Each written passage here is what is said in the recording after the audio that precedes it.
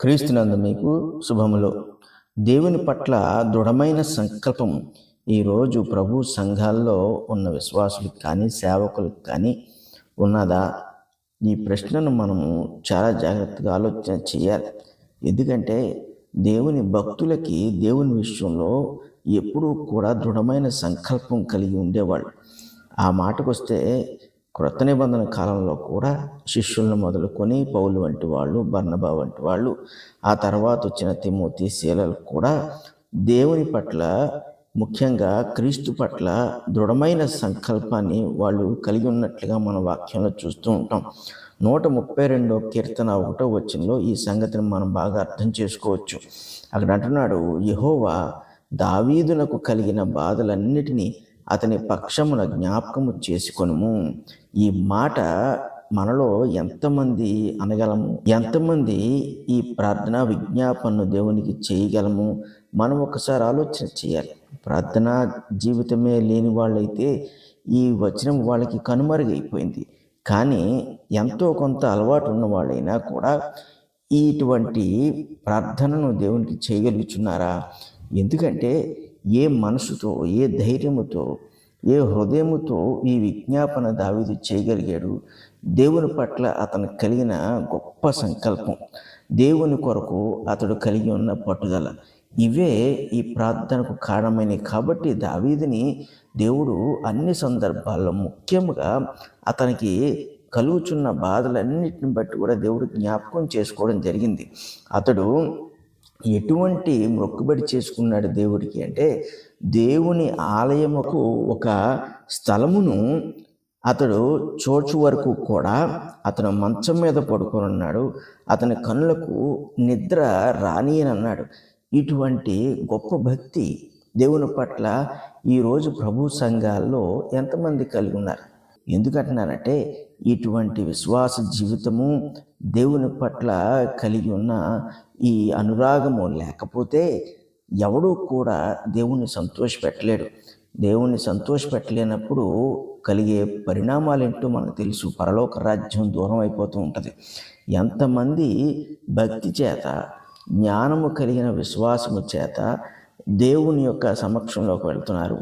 ఇది మనం ఆలోచన చేసుకోవాలి. ఎందుకంటే ఇటువంటి పరిస్థితుల్లో మనం లేనప్పుడు మొట్టమొదటిగా మన మీద, మన కుటుంబాల మీద పర్యవసానాలు పడిపోతూ ఉంటాయి.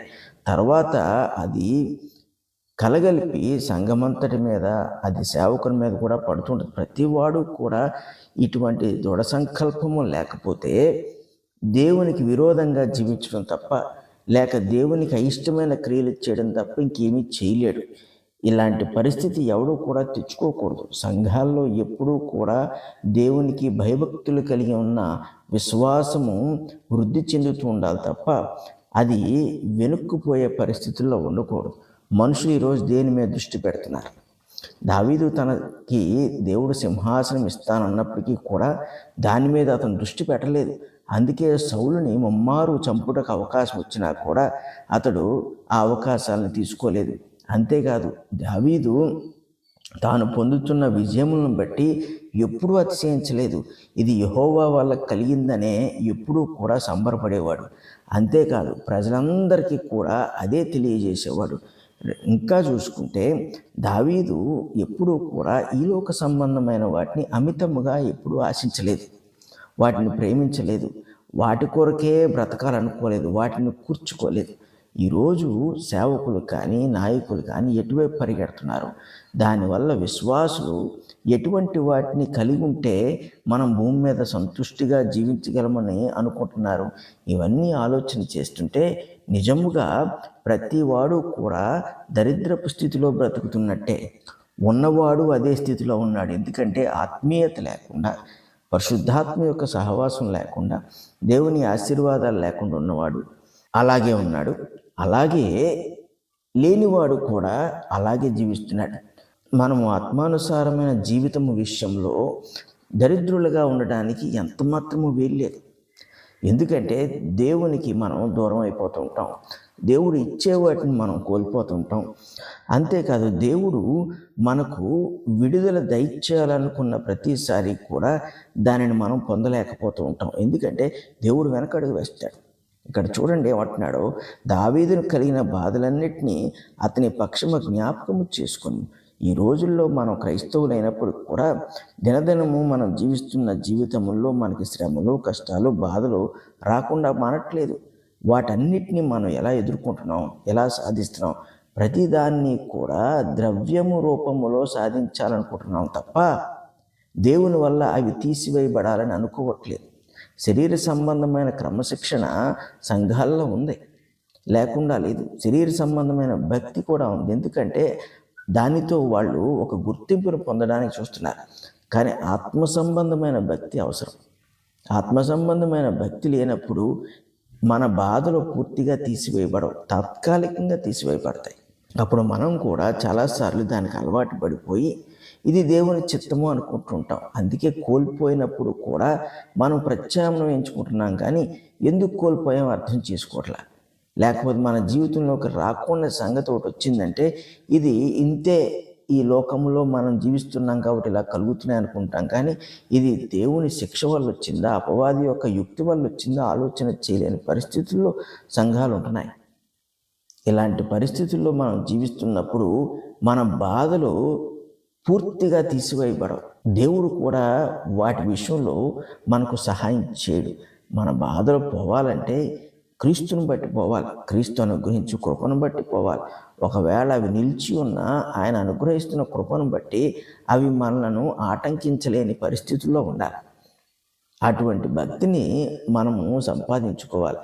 వాక్యానుసారమైన జీవితం.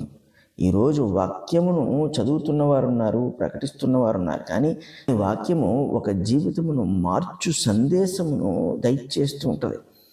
దేవుని వాక్యము జీవము గలది అన్నప్పుడు ఏ జీవమైతే మానవుడికి లేదో ఆ జీవమును ఆ వాక్యము దయచేస్తూ ఉంటుంది.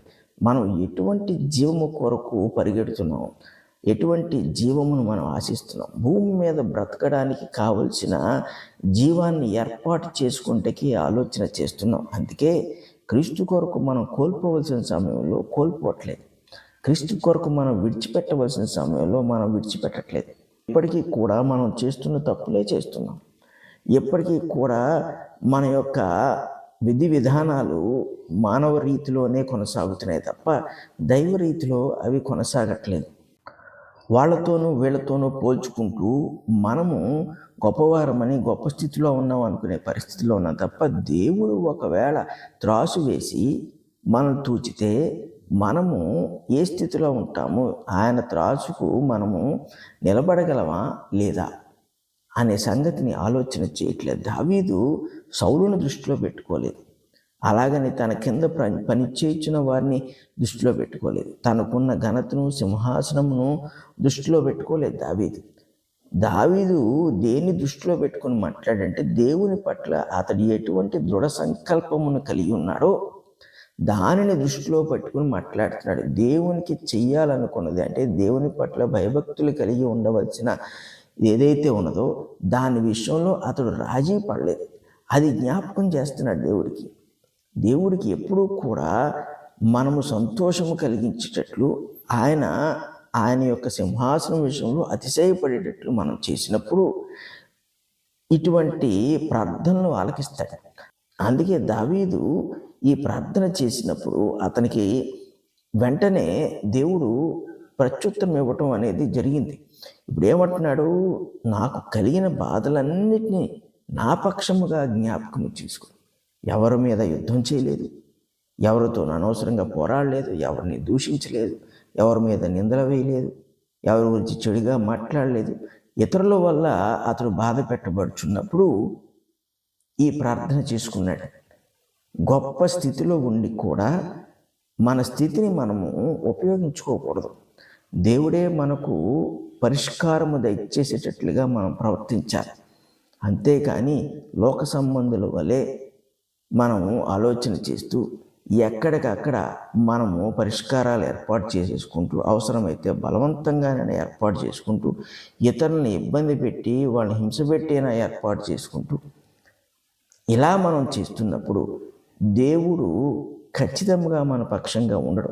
రెండు, అలా లేనప్పుడు అపవాది మన జీవితమును పూర్తిగా నేలపాలు చేసేస్తాడు. దేవుడు కూడా మౌనంగానే ఉంటాడు. పరిశుద్ధులకు తండ్రి, కృపగల దేవ, మీ కృపను మాకు ఇంకను అత్యధికంగా దయచేయండి.